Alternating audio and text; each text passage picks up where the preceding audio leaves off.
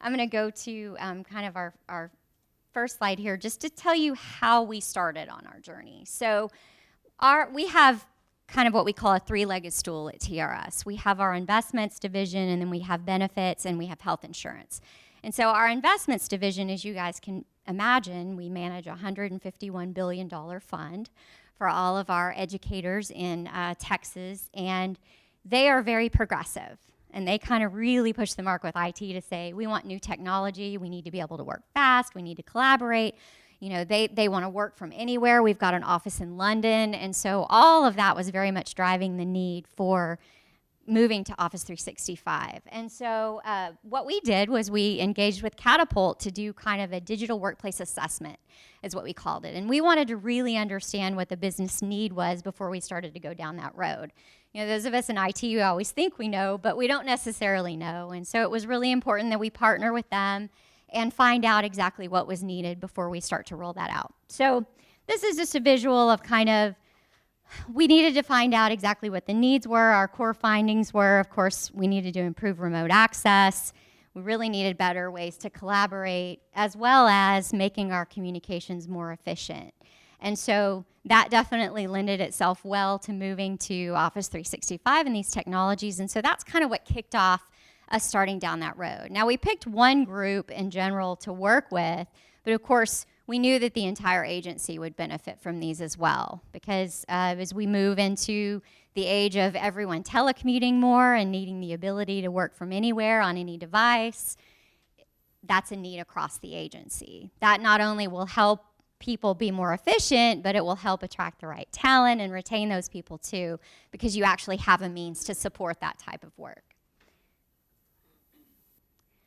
So these were some of the things that we really set out to accomplish on our O365 journey. And again, I'm going to speak specifically to Teams and OneDrive.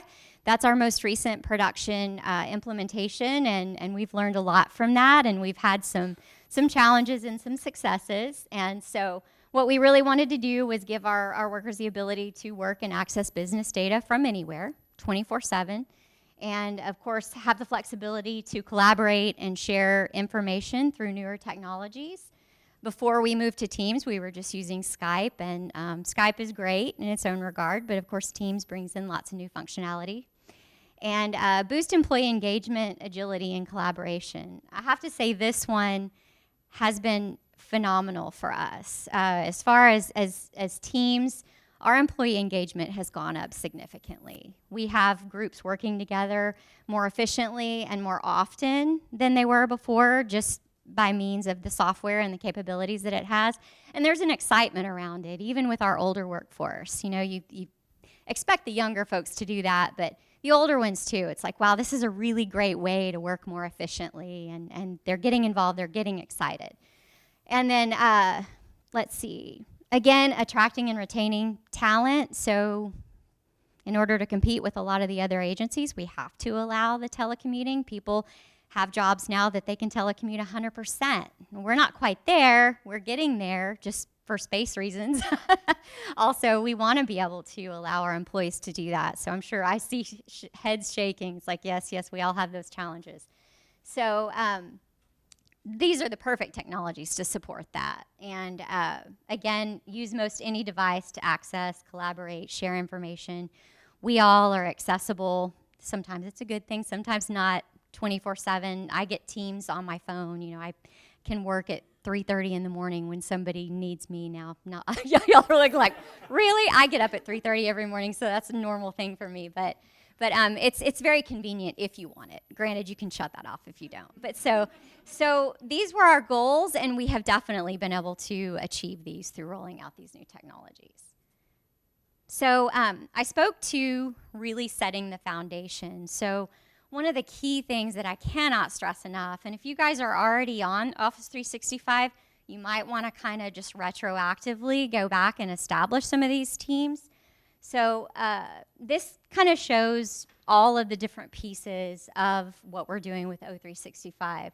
So at the very top level, of course, we have our Executive Project Oversight Committee, as well as our executive sponsor, which is my CIO, and then our program team, which is essentially like the project team, but it's comprehensive across the O365 platform, so we have a program. And then the two that I really want to point out that are key to the effectiveness and the adoption in our agency are the O365 governance team and the digital experience team. And so we really wanted to stress when we started rolling out that this was not an IT-driven program. It's really all about the business and the needs in the business areas and how we can improve the way that they work and how we can streamline their processes, how we can improve collaboration and save people time. And so it's really important that you involve the right people in those teams. And so our O365 governance team has representatives from IT, but it also has representatives, at least one, from every single business area within our agency. Sometimes we have two, just depends. There's only one vote. And so that's the team that really decides all the kind of rules around O365 and what we can and can't do with certain applications, how we apply rules like around MNPI, HIPAA data, that sort of thing, all the security, information management, and information protection. So that's what that group is really in charge of. But again, we have representation across the agency, so it's not just IT speaking to what those things should be. In addition, our digital experience team, this one is so key. So this was actually at the recommending of Catapult. And we created a team to kind of be champions in the different areas of the agency to help with promoting and adoption and teaching and educating folks in their own areas to help with understanding and really getting the maximum benefit out of these new technologies. And so we asked for volunteers across the agency in each of our different business areas to join this team. And it was very much like, hey, let's learn this together. You know, we certainly didn't know everything there was to know, neither did they, but it was an opportunity for them to step up, start to learn alongside us, and then help people in their own areas and also help with the overall effort of training, marketing, coming up with all of those communications. And so it is in no way just driven by IT. So it's been really successful partnering. So again, lay the right foundation to ensure success. So, yeah, go ahead. Oh, you got one. If you can go back to the slide. Sure. The main takeaway that I see from this slide is you start with the people. You know, I do a lot of work around intranet solutions, and so oftentimes the very first point that somebody engages me is, I want to see a new intranet, I want to know what it looks like. And so we go through those conversations and we can show different user experiences and designs, but the first qualifier for organizational readiness, the very first question I ask is, who is the product owner going to be? And by product owner, I mean who is going to be the owner of the intranet? And then who is your steering committee going to be? And you know, the best answer is that the product owner is somebody within the business, right? Somebody who understands the business objectives, and then IT can help support those objectives with the tool.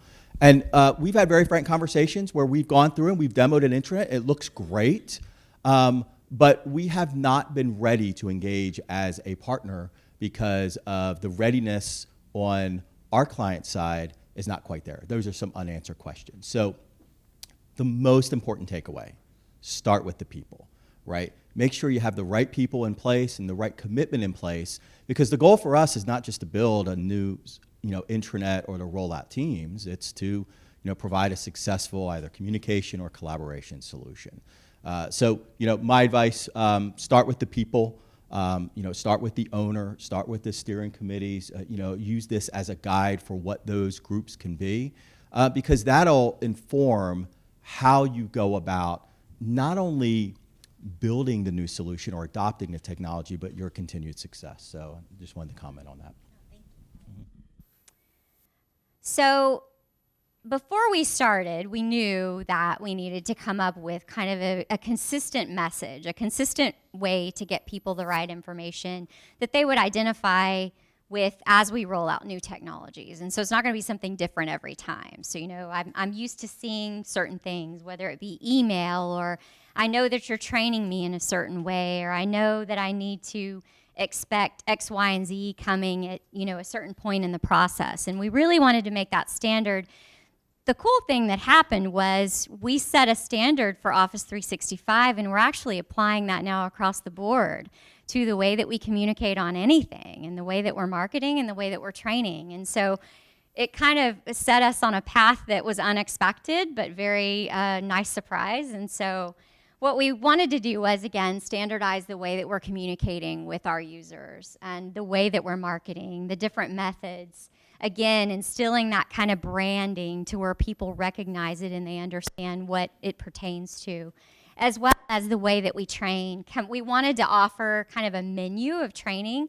You guys know that there's not a one-size-fits-all. Everybody learns differently, and everyone's time is different, and so it was important that we kind of offer different ways of that, and I'll speak more specifically to those. Again, this was kind of how we wanted to structure everything, make sure that we had it simple and streamlined, highly reliable, highly available, transparent, and best practices, all of that good stuff. So that's kind of standard, but we apply that in everything that we do, and that's super important. So I wanted to show you guys our timeline, because one of the keys, it's not so much the time as it is the way that we did our rollouts and the things that we've learned from that. It was really important for us to start out with a beta before we actually went to production, and that was so hugely beneficial, especially with the way that we structured our teams. IT didn't know any more about the use of these products than our digital experience team did. And so we were all learning together. And we essentially said, we're going to have these beta groups, and we're going to let people go out and try it. And they're going to learn. And we're going to learn so much from that that we're going to be able to apply that to our production rollouts. And that's exactly what happened. And it was so key. We included in our betas, we had some folks in IT. We had all of our digital experience team. We had our governance team. Because obviously, when you start making decisions around things that you're completely unfamiliar with, that's not very effective. And so we wanted to make sure everyone was kind of learning together at the same pace and being familiar with the topics that we were discussing and the decisions we were making. So we did a beta for actually like 3 months, and it was hugely successful. I'll show you guys kind of where we gained some of the knowledge. It just dawned on me I don't need to be connected to get on Teams, so yay. I can show you guys that. I won't be able to show you an intranet site that I wanted to show you, but still, that's a good thing. That's a small win. So I'll show you kind of what we learned and how we learned it through the beta and setting up some of our different teams within Teams. So I've had several people ask, can we rename that? Because we actually, TRS has an initiative to completely revamp our trust system, and it's actually called Team. So there's so many teams running around TRS, it's not even funny. So it gets a little confusing, but I'll say team a lot. So did you want to add anything on the beta stuff? Or okay. Okay, so once we decided this is how we're rolling out, obviously we do need a way to measure that success. And so these are the different ways that we're currently measuring. This was our intention to start out, and then this has been ongoing. Obviously, there's a whole rinse and repeat cycle with all of this because it's ever changing, and I can't stress that enough. You know, this isn't a one and done, and I'm jumping ahead, I know, to another slide, but this is a consistent, see where you're at, see what's working, see what's not, go back, remeasure again, and do it all over again. And so what we're using, so there's some out-of-the-box reports that I don't know if I'm probably not going to be able to show now. Yeah, so in case you don't know and you don't have access, there is a report viewer admin access within O365, and there are fantastic out-of-the-box reports in that. If you don't have access, you could probably ask someone in your IT shop that does. Maybe you can get that granted, or maybe you can just have them run some reports for you. I'll show you an example of that. It's at a pretty high level, but you can definitely get more granular and customize on your own.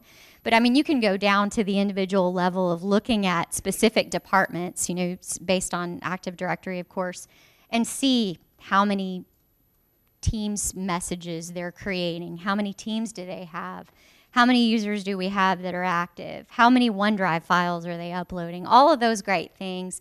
And you can really get as granular as you want, but that really, really helps pinpoint the areas that you're having more activity than not, and so you can really focus on the ones that aren't as active. Obviously, maybe they need more training, maybe they don't understand what the benefit is, But so it helps to target those areas. Another way that we're measuring, again, the digital experience team, I can't say enough about that. So those are the folks that are supporting and fielding all of our functionality questions. So it's taken a huge load off of our client services department just because they don't need to be answering questions about how do I within these applications. That's why we created those champions. That's why we created the digital experience team. And so through that, we can see trending with what's our most frequently asked questions. We can see, where we need to provide more training. You really get a good feel for how everybody's interacting with the different technologies and how you can potentially adjust to better suit, fit their needs and increase that adoption. So the DET is actually who supports the DBT support team. I'll show you in Teams what that looks like. But our digital experience team has kind of their own team where they talk about things and learn so they can support the entire agency.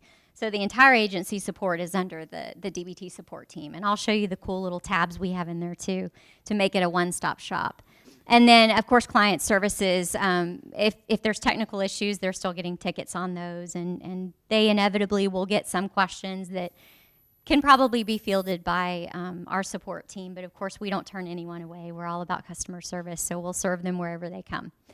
Also, our agency surveys. So we have a stakeholder survey that we send out once a year, and what we did was before we started down this road, we wanted to get a good baseline. We do have some strategies and goals in our agency strategic plan specifically around our digital business transformation effort.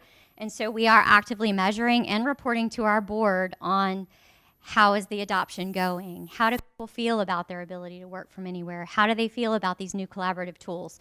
So we're accountable for what we're doing and we're reporting on those, and all of these different ways that we're measuring allows us to do that in a very effective way. So we did a baseline on the agency survey. We're going to do another one probably early next year, like the first quarter.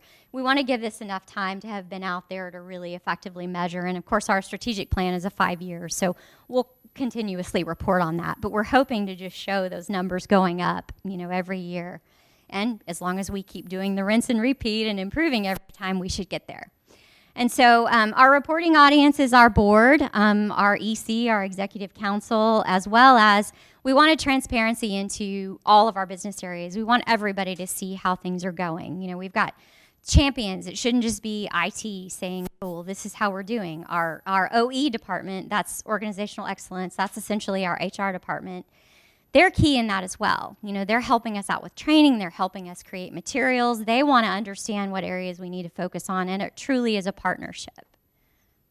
This is just an example of one of the out-of-the-box reports, and I could have created 50 slides on that, but I just wanted to give a visual because I thought I'd actually be able to take you into the admin center and show you. But this is, on the left, is a report on Teams, and of course it tells you channel messages, chat messages, calls, meetings. This one's a little bit higher level, and you probably want to drill down a little bit more, and you have the ability to do that. I just wanted to give you an example of what that looks like. The little kind of summary on the right, when you get into the admin center, it's really nice because it shows you all of the different technologies across Office 365, and it'll give you just a quick glimpse into what's your activity like. And as you can see on the right, between early May to June, our OneDrive files have gone up 43%. And so that shows us that there's an improvement there, that people are using it more.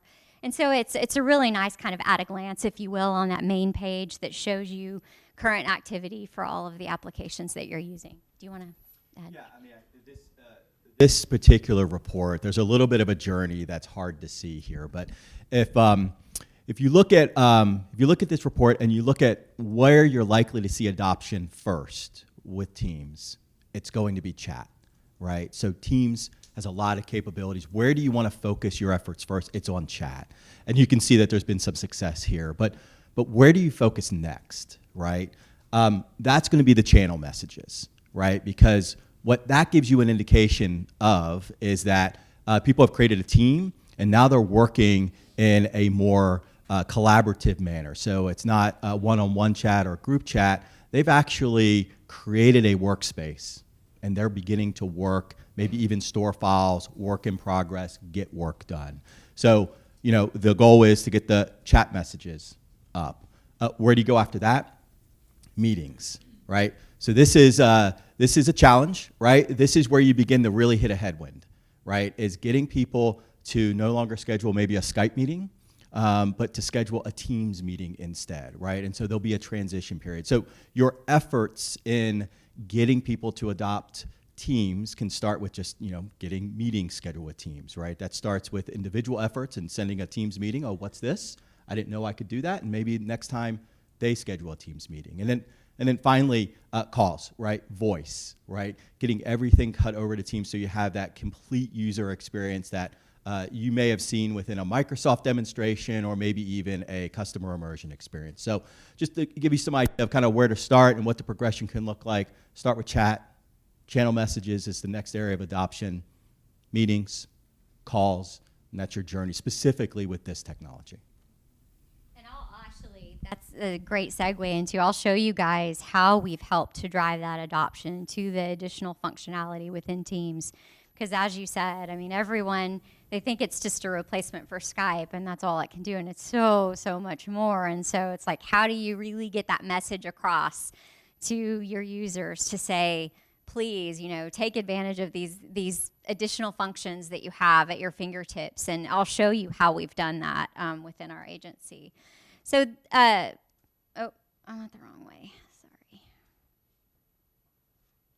I've got to go back to the other report. Here we go. So this report does not have accurate numbers on it. This was conceptual at the time, and I couldn't get, unfortunately, a good screenshot of one of the others. But this is where we drilled down into the individual areas. That's kind of what I was mentioning earlier. You really want to see your adoption by department. You want to be able to measure that way because then it really helps you focus on the areas where you need to increase your training or you need to increase the other methods that you're utilizing to really help drive adoption. And so this gives a really good picture. It's pretty obvious where those smaller squares are and where the focus needs to be. So that was just an example of how you can take that higher level data and really drill down and make it a little bit more granular and customized. So I kind of spoke to this earlier, but really wanted to mention the continuous adoption. These technologies are evolving every day. Inevitably, we get in and go, oh, it does this now, because Microsoft is always changing. And so we have to adjust with that. We need to make sure that we train our folks on the new capabilities within the different technologies. And obviously, we're doing the rinse and repeat because we're learning. We're learning where the challenges are within our agency. We're learning where, you know, we need to increase training or we need to use some of these additional avenues that I'm going to speak to now to help increase that. So Study Hall, I really wanted to be able to show you guys. This was a collaboration between our HR department and our SharePoint team. So within our intranet, we have created what we call Study Hall. TRS. So we have a homeroom side and we have Study Hall. So Study Hall is kind of our one-stop shop for training. And it's really, really awesome. So we've been able to leverage a lot of the training that Microsoft provides. We've pulled content from there. We've pulled content that we've learned in our agency as well to go and publish out on this site and give people a place to go to find the most frequently asked questions. A lot of the newer workforce like to do a lot of self-help, kind of in contrast with our older folks that like to pick up the phone and get somebody immediately. But we've really noticed people starting to trend more in that direction because it's easy to find, right? And so on our intranet site, they know this is our one-stop shop. Kind of like I mentioned earlier, this has really set the tone for even things that we're doing outside of Office 365 because we're starting to add all of our training out onto our intranet Study Hall site. And it's a place where people know they can go to get the information that they need. So maybe during one of the breaks, if you want to see it, I could show you on my PC. But it's really, really slick. Yeah, we've added content kind of as we've gone, and it's really nicely laid out. Our OE department has created videos. We've got videos out there. We've got static content. There's a lot of options. And again, I think that that's so key. Can't really stress that enough, and that people learn different ways. And so we've got the study hall self-help site. We've done lots and lots of office hours. So for those of you that aren't familiar with what office hours are, I mean, we essentially set up shop in a conference room, cafeteria at a set time of the day, and we have the right folks there to answer questions. And we'll set some up for Teams, and we'll set them up for OneDrive. We have some that are just open. You can come and ask whatever question you want, but that's a dedicated time that people know that they can come and sit down with you and get help. We've actually had a lot of people that come and attend those just to learn from the other people. They don't necessarily have any questions, but inevitably people go and ask really good questions. And that's really caught on a lot over in our investments area because they're super engaged, and it's been really great. They've been kind of the trailblazers for us. The lunch and learns, again, kind of similar to the office hours, but it's more structured. It's an actual, this is what topic we're focusing on today, and we publish that, and it's really interactive, and it's been fun, and people can go to the ones that are relevant to what they need to know. And then, of course, our DBT support team and our knowledge base. I'm going to comment on the previous slide, particularly the not one and done and the continuous improvement, because this is one of the things that can sometimes take organizations a little bit by surprise. So how many of you are in some type of organizational change role or have worked in a change management department? Okay, so I'm going to be trying to provide some empathy here. Back in the day when software was provided with CDs and it was given to you and there was a major release, right? You got to drop the disk in the tray and you went from, I don't know, whatever version it was, 2003 to 2006, right? And so what happened there? That spun up activity. You got a project and your organizational change activities kind of spun up along that, right? And then you did them and then they would go away and you would go to the next project.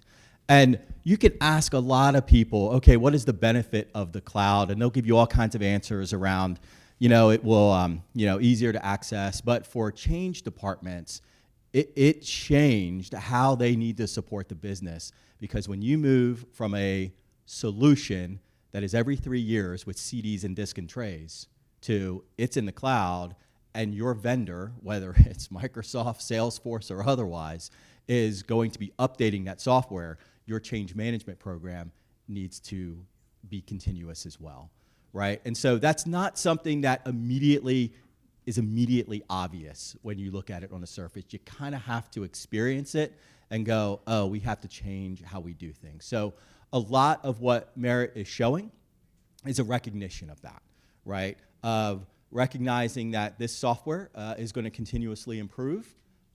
Specifically with Office 365, Microsoft is giving updates to that platform on a continuous basis, right? And sometimes they roll out a feature that you look at and go, that can immediately solve this business challenge. And then you want to communicate that. And you may even want to control that narrative of how to use it. So that's something that if you, if you're in training or, change management or any one of those departments, that's something that you've probably experienced. And it's just a different way to kind of think about how you support change within the organization. Did I soft shoot long enough? You did so good. Perfect. Thank you. And thank you guys for helping me get on. I'm like, I don't know where I'm going. I'm not used to getting on teams from outside or things that weren't already set up for me, so thank you. So this is our DBT support team. So this is where we have essentially the entire agency going for help with functionality questions. And this is supported by our digital experience team. So this is not all IT folks monitoring this. We've got people across the agency that are part of our digital experience team that all hop on here, monitor throughout the day. It's really nice because people have time availability at different times to support this. And everybody's been really engaged, and we've really not had any time where messages have had to sit there very long. And the cool thing is the digital experience team, of course, will get questions that we don't know the answer to. But on our DET channel or team, we'll go and research that, and then everybody's kind of learning together. And so this is where you can go and ask a question. And we've got a wiki here with some of our most frequently asked questions. A lot of people will just scroll through the conversations because there's just so many good questions. If we find something new and exciting, we'll go on and we'll reference it in here just as learning for the agency. Right up here, and the search in Teams is fantastic. You can search for people, you can search for a word in a conversation. It's really great. So, but I did want to also mention one of the ways that we've helped improve adoption is kind of that one-stop shop. So if they're on the DBT support team and what they have is actually a technical issue, we've added a tab right here to actually open a client services ticket, and that will redirect directly to our help desk software that people know to go to enter a ticket. And so it's really, really nice. It cuts down on the amount of time people are having to spend, jumping from system to system. So it's really, really nice. And in general, just Teams in general, I'd like to mention this right now. I was talking to Eric about it earlier. We have cut down on so much time that we spend attaching files to emails, collaborating on files. You can do that all within here. So this is our program team. You can just click on files and you can see every single file that's been uploaded to this. You don't have to go and search on 10 different drives. It's really nice. It's everything in one place. And I'll get to some of our user stories in a little bit, but I did just want to stress it's just this great container, for so many things. And we even in one of our project sites, we have a tab that goes directly to our SharePoint site within that project site to go to our issues log. And that's all embedded within Teams. So we can start a meeting in Teams and we don't have to jump out and go and find something on a project site. It's got a direct link to it and we just view it right in there, update it in there, and never have to jump back and forth. So that's really helping with being more efficient. Using Teams for support, I think it's pretty innovative. They have a support ticket, right? And that's always been around, but who fills out support tickets? People like me. In my generation, right? I have been trained and trained and trained to fill out a support ticket and wait for my response. But that's not necessarily how every generation is going to think about support. So what they're doing here is they're providing a solution and navigating people to a team site, and they're making the conversations available. So, they can have a conversation and somebody can respond much quicker than if it were a support ticket. But the support ticket is still there. Right? If it needs to be escalated, that conversation might very well then turn into a support ticket, right? So I thought this was a pretty innovative use of Teams for that particular collaboration business case. And when we were kind of talking about our presentation, I really wanted you guys to see something real, right? How many of you created a new team site? Just new team. Raise your hand. Okay. How many of you immediately got lost when you saw what you got? Me, right? Because I got this object, and then I got this channel, and then I got these tabs, and I had no idea where to go from there. If you are thinking about adopting Teams, one of the key things that we would recommend is think about your business case. Why are you doing it? What type of collaboration do you need to accomplish with that? Is it department collaboration? Is it collaborating on an event? Because what that allows you to then think about is, first off, what do you name the team, right? But then what are the different channels? And then what are the different tabs that might be relevant to that as a business case? And then you create a template. That way, when you create a new Teams site and you're choosing a template that's meaningful to your business case, it's easier, it improves adoption. It's more relevant, it's more targeted to that particular business case. So if you ask a project manager, how do you want your team site to look, right? They're gonna give you a certain definition. You can pre-configure that, and that's saved as a template. And so that's a little hint to help drive adoption, because that naked, brand new team site that's created, everybody gets lost with that because it's just a blank sheet of paper. It's got a lot of cool functionality, but it's still a blank sheet of paper. And that's something our beta allowed us to do, really. We could gauge that, and we could go to our governance team and say, oh my gosh, we're all over the place with, should we create naming standards for our teams? How do we make sure that we minimize the number? Because, oh my gosh, they populate like rabbits. I mean, it's crazy. It's like new team, new team, new team. And so we wanted to be able to give that guidance, to your point. And actually our project management office has come up with that template for projects because they want to manage all of their projects within Teams now. And of course that creates a SharePoint site in the background anyway. And so it works really well, but they enjoy the interface of Teams to kind of be that front end. But if you want to create a new project, we do have a template set up for that, and so it's all laid out, and there's no guessing for the individual that's creating that. One other quick thing I wanted to point out, and to your point, Eric, about really understanding how to organize the channels. I think our program team is a really good example here of, we've got just a general channel, and then we've got one specifically for beta testing. OCM is our Office of Change Management, so that's reflective of all of our marketing materials, all of our communications is within that channel. And then project information is actually a link to kind of an information portal that we put together that's essentially just links to everything that lives on SharePoint related to the project, anything and everything you could want to know about what we call DBT. And so one other quick thing, just because I wanted to mention it because it was so fun, was we did a scavenger hunt within Teams to kind of help improve adoption, and we challenged people to with different things to go out and find and figure out, and that was a really neat way to roll it out to folks and have it be almost kind of like a game. There's been so much excitement around it. Actually, a couple of our members of our digital experience team have wanted to start like a live broadcast, or create like a Teams talk where they do this little thing at lunch, once a week, and talk about all the exciting things that are happening in the application that week. So it's generated a lot of that excitement, and it's just a new, fresh way and fun way to collaborate. So I showed you guys kind of our support team, and that's been so key. The marketing that we've done posters around the agency. Again, we branded DBT, and I'll show you on our next slide what that looks like.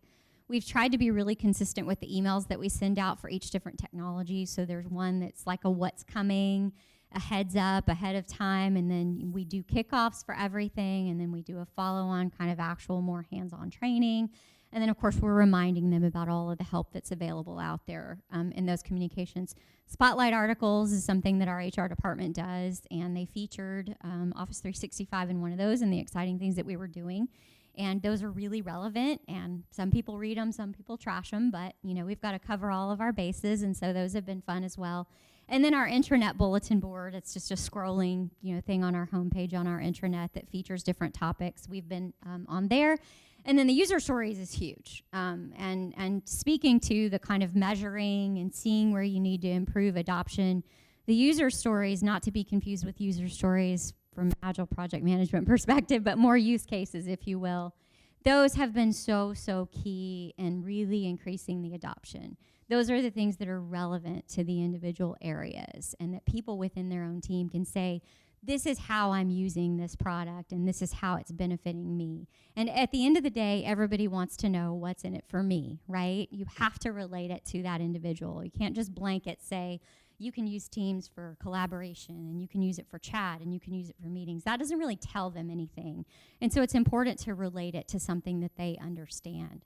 And so I'll go into that in just a minute, but I wanted to show you guys. So this is kind of how we introduce digital business transformation. And obviously it shows more technologies than just Office 365, but that's what we're currently focusing on. But we wanted to give them just a glimpse of this is what all this encompasses, and start to get them used to that. The little DBT logo up there is on everything that we send out, all of our communications, all of our posters, training, it's all there so they can relate to it and they know what that pertains to. I just put a copy of one of our Spotlight articles on the right, and then that's our little kind of logo for study hall for that site. That's all of the training materials for the different applications.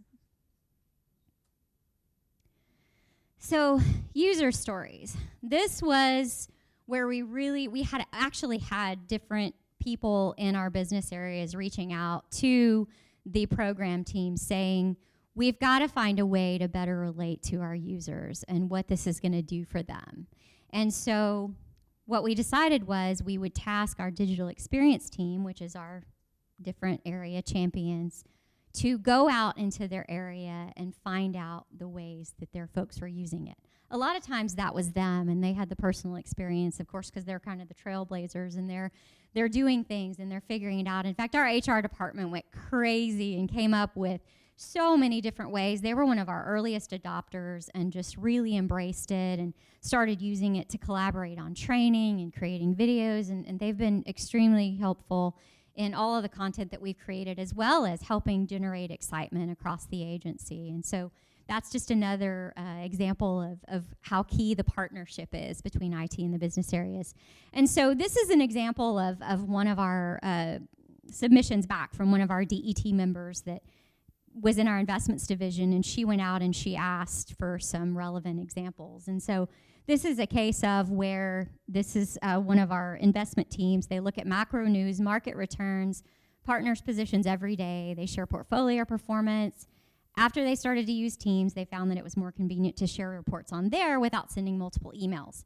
I don't work in email probably, I would say 50% as much as I used to. It's reduced by that much. When I need to share a file, I share it in Teams. Whenever I need to talk about something, I go and send a Teams chat message. And I don't know why, but people seem to be so much more responsive with Teams than they were with Skype. And maybe it's because it's a cooler interface and you can do more there, and people tend to spend more of their time there. And so that inherently saves time because you've got everybody kind of in the same location and they're all working there together. It says also helpful to share information with team members, get the conversation going. They've tried things like creating a real-time market channel, and they actually can view the information there and chat about it at the same time, as well as posting, team meeting packages there as well. And so it's all in that nice little container in a one stop. And for our investments division, and to save them time is huge because they're the ones making all the money for the agency. So we want to make them as efficient as possible. This was kind of the template that we asked our digital experience team to go and fill out, essentially. Reference the existing process, show what that looks like after the migration to Teams, and what were the benefits. I'm not going to go through each one of those. I think you guys will be provided this slideshow, and so you can kind of look through it. But we didn't want to just throw it out there and say, hey, you guys go figure this out. We wanted to give guidance and say this is very specific to the information that we need. Now, what we've done with these user stories is we've published that not only in our DBT Support team channel, but we're starting to put posters in all of the business areas with the relevant examples for their area.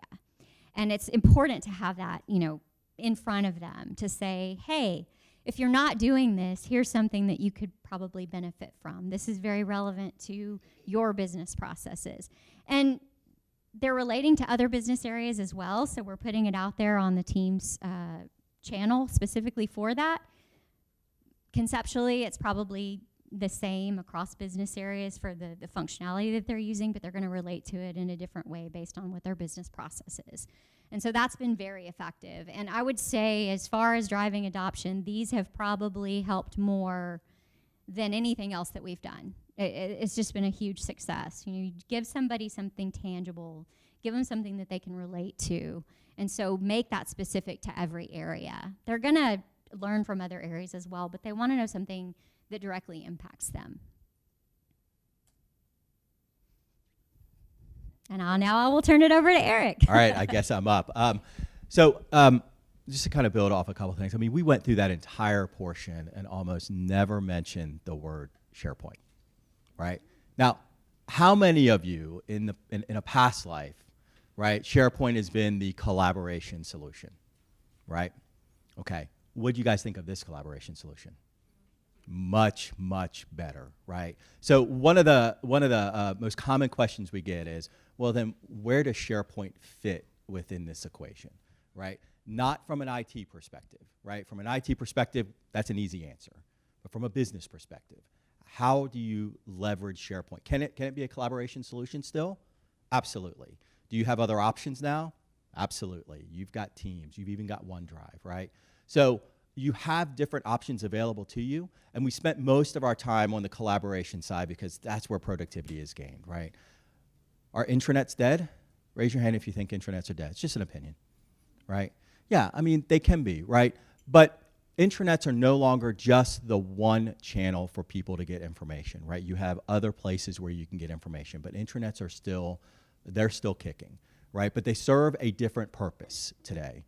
So whereas before, we might have been engaged in building an intranet solution, and that intranet solution was all things to all people.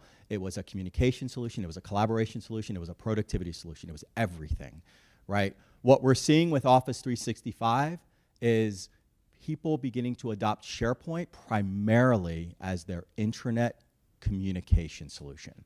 And that collaboration capability that may have existed in SharePoint in previous lives is being moved to Teams, right? So I've only got 3 slides here because it's not the focus of really today's talk, but I did want to talk a little bit about what that can look like and how you can measure success with an intranet. Right-hand side, right here, this is a SharePoint Online intranet, okay? This looks a little bit different than maybe some of the out-of-the-box intranets that you've seen in the past with SharePoint, and that's by design. It is very much a communication solution. So the way that I like to make that distinction is you may go to this website to find the employee handbook or learn about the latest information or news that's being published within the organization. But I, as an employee, am not necessarily being invited to collaborate on that document. I might be invited to comment on the page or the document, but I'm not being asked to actually contribute to that content. That might be a Teams user experience now.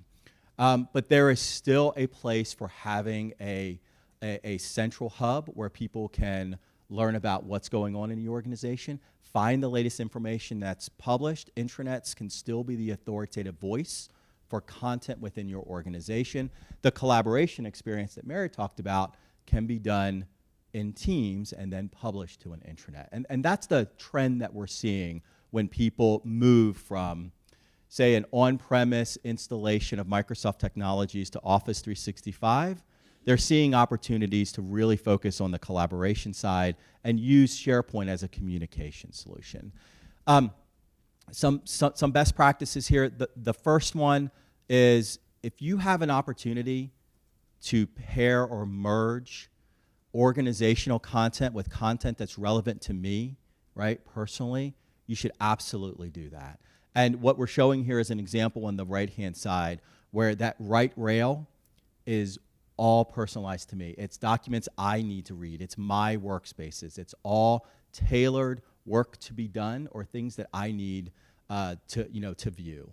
And there's a little bit of a design challenge here. If you ask somebody who has a user experience background, the very first thing they're going to say is, "Wait a minute, that's where all the ads go when you search for things in Google." But that space can be used for the individual. And so what we're doing here is we're providing a user experience where I can go, I can get my work done, but I can also pick up some of the latest news and information. So, if you're thinking about an intranet redesign, consider that as part of your design. How many here have been responsible for gathering requirements? Raise your hand, right? Outcomes is what we're really after there. How often have you gathered a requirement and then when you have figured out how long it's going to take to do the requirement, it's no longer a requirement, right? So the real focus here is focus on outcomes. And just from a personal perspective, when you are gathering requirements, you will be delighted at how much you control your own destiny gathering those requirements when you start with outcomes, right? If you start with just requirements, you're going to get a laundry list of features, right? And then the expectation is you'll be doing all those features, right? If you start with outcomes, then you have a lot of influence in what features can meet that outcome. So that's something that was taught to me by a mentor many, many years ago. I thought I'd share that with you. At last check, Office 365 had 26 workloads, applications, right? Has anybody been to the waffle and it goes all the way down the page and there's just a laundry list of applications? We have only focused on 3 of them, SharePoint, Teams, and OneDrive within this hour, right? So the question is, man, how do I wrap my head around which one to use? So where I start is me, we, us. Is it a me solution, collaboration solution? Is it relevant for me and I'm inviting people into it, right? That's OneDrive. Is it a we solution? Do we need to collaborate on something? Maybe invite some other people in? Teams. Maybe SharePoint, right? Is it an us solution? Do we need to go somewhere and get information, right? That can be SharePoint. That's what's being shown on the right-hand side. Some of the other places, don't build a governance document. It'll just sit there and be stale. put it on your intranet, make it a web page, and then finally measure, but pick a place to start, right? So within terms of an intranet, these are some places to start. And you have a variety of options in where to get this information. So the first place to start is start with the out-of-the-box metrics that Office 365 provides you. That admin center that Merritt referred to has a lot of useful information. Start there. This will give you an indication of how your employees are using your communication solution as well as your collaboration solution. And if you don't know where to start, these are the most popular metrics that people measure, and this is where they start. And what you will find is that if you start here and you look at these metrics for a couple of weeks, maybe even a couple months, you will begin to develop enough of a foundation for how your employees are using the solution to be able to ask for additional metrics, maybe even more targeted metrics. And then finally, you have a number of options on how to do that. You know, if you want to surface that information using a web page, you can do that. If you want to surface it using Power BI, you can do that. If you want to use a third-party tool like Web Trends to gain deeper insight, you can do that as well, right? But start with these, see how many of these you can get with the out-of-the-box components, and then build from there. And then finally, just to kind of conclude here, this is the goal for any of the solutions, right?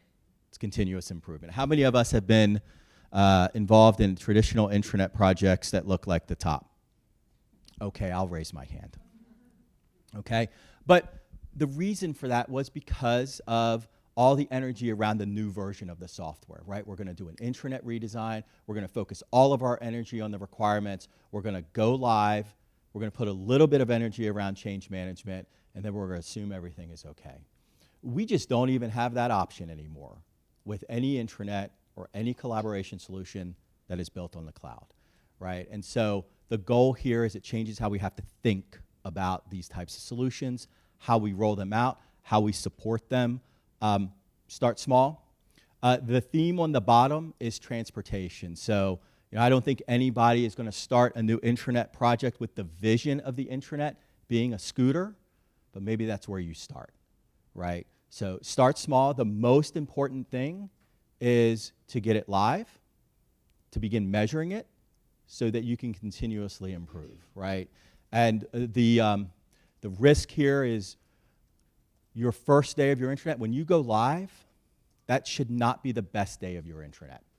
It should be every day thereafter, right? And so whether that's with just a communication solution or a collaboration solution, this is really what the cloud is bringing to the business side of the equation. Yes, it's easier to access. Yes, you can access it remotely, and there's a lot of cool technical things about having a cloud solution, but from supporting a solution and from providing it to the business, this is the change that we're experiencing.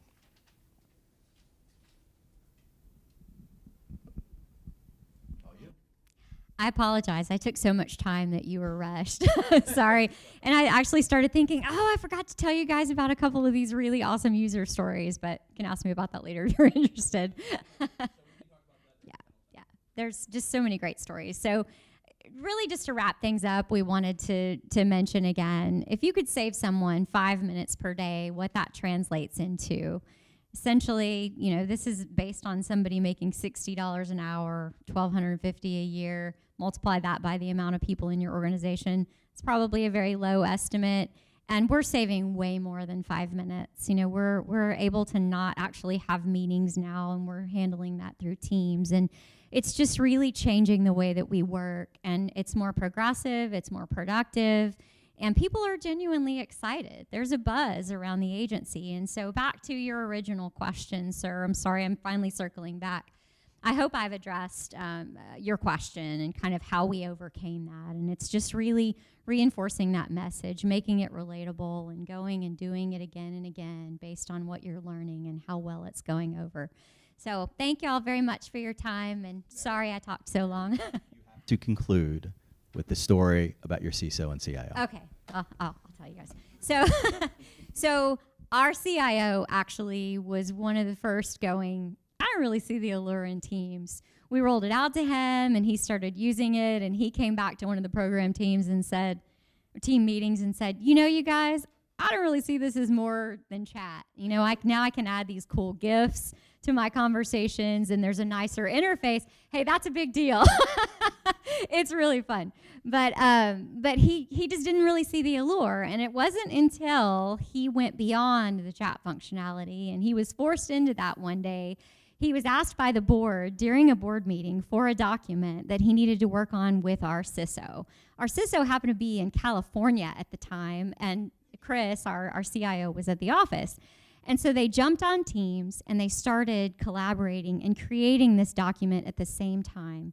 It took them 1 hour working in different locations, came up with the document. They could see what each other were adding. They were chatting about it on the side as they were collaborating, and they did it effectively, efficiently, and from completely different locations, and turned it around. And from there, he was like jumping out of his chair and running around telling people. And that's why, again, those user stories and having something that's relatable to people is so important.